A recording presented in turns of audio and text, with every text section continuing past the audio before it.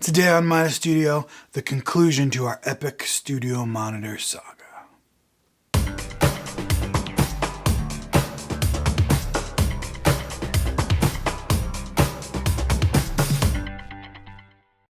Welcome to Mina Studio. My name is Nathan.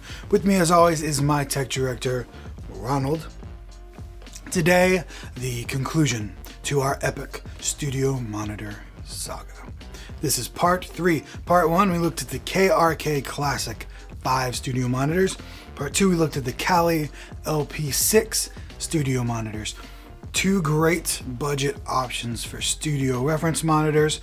Both come in at about $149, $150 per speaker, which is like the standard unspoken entry-level price point for basically all the manufacturers for their budget entry-level studio monitors. So today we're going to compare them.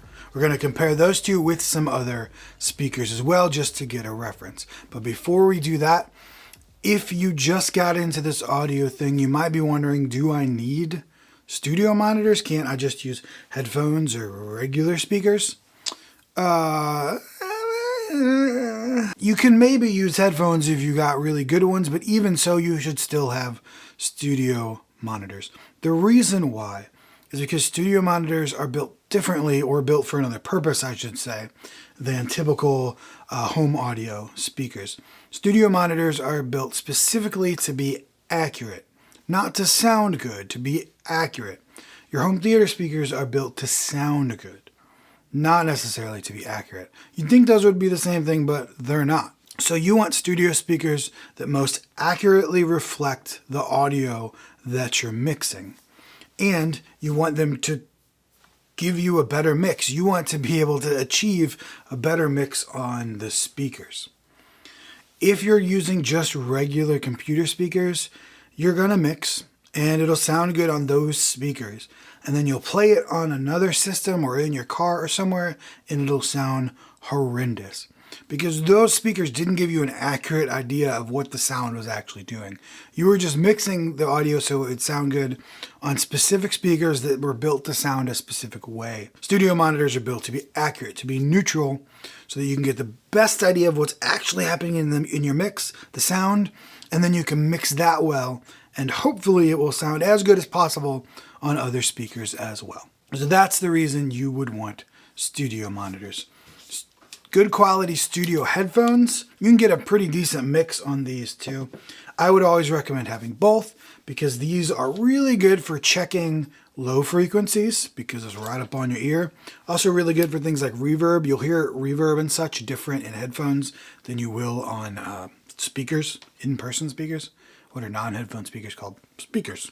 And in general, the lowest price point for the kind of studio monitors I would recommend mixing audio on would be about $150 per speaker. As I mentioned, that's kind of the base starting point for almost all manufacturers' entry-level speakers. Now you can get cheaper studio monitor speakers. Mackie has some that are really popular. I think they're the CR3s. They have 3-inch woofers instead of the normal 5-inch woofers you'll see in most budget studio monitors. Those I think are around $100 a pair, which is 3 times less than the kind of we're looking at today. And those are great speakers, but they're kind of somewhere between a studio monitor and a regular computer speaker. They sound great. They'll sound great to listen to music on, and they'll be 10 times better to mix on than just regular computer speakers, but you won't hear everything as accurate as you would with these. Let's get to the comparison. So, disclaimer, this comparison is useless in terms of hearing what the speakers will sound like for you. But I'm doing a comparison so you can hear the differences between speakers. You'll be able to tell, oh, this speaker has more mids, this one's got way higher highs or crisper highs, or these sound terrible compared to these. You'll be able to compare fairly well. You can't get an accurate idea of what they will actually sound like individually in your space. So let's get to it.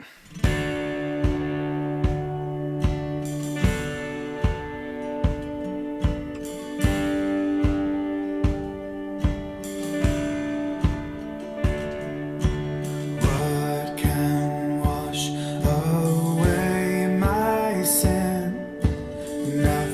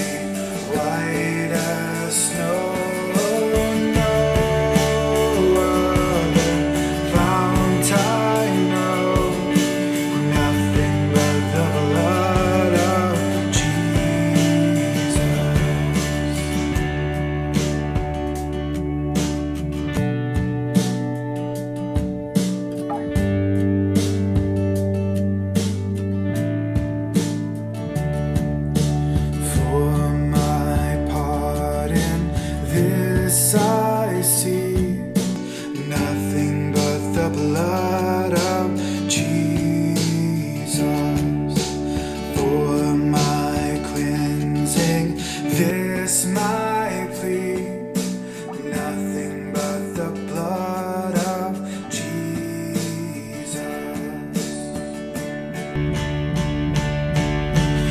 Oh, precious is the flow that makes me white as snow.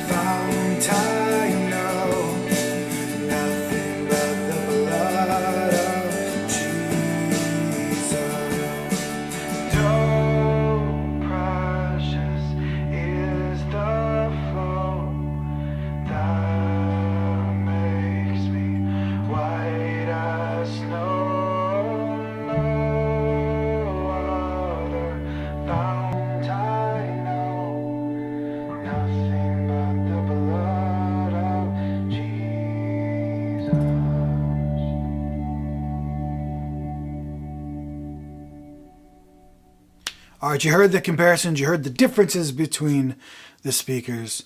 Now, what do I think? My favorite, I'm going to say the Callies. I really like the Callies, the LP6s. They are fantastic. I don't feel like there's really much high and low points that I have to adjust for in my mixes. I feel like the highs are accurate, the mids are accurate, the lows are accurate. The lows might be a bit more than most speakers can do, but again, it's good to hear. I just think they sound phenomenal. And this is the most important thing, I feel more confident in my mixes when I use these speakers. Very close behind them are the KRKs. I think the KRKs are fantastic. I thought that there was a chance the Callies might just blow them away, but the KRKs are really good. And the Callies are huge. They're much, much bigger than the KRKs. So if you don't have that sort of room, the KRKs are a great option. Studio monitors are kind of a personal thing. Some people will think the KRKs are much better and then get better mixes on them. I think the Callies are, and I can get better mixes on those. A lot of it is just plain subjective. So you couldn't, I don't think you'll go wrong with either of these two monitors. The BX5s, the new versions might be great.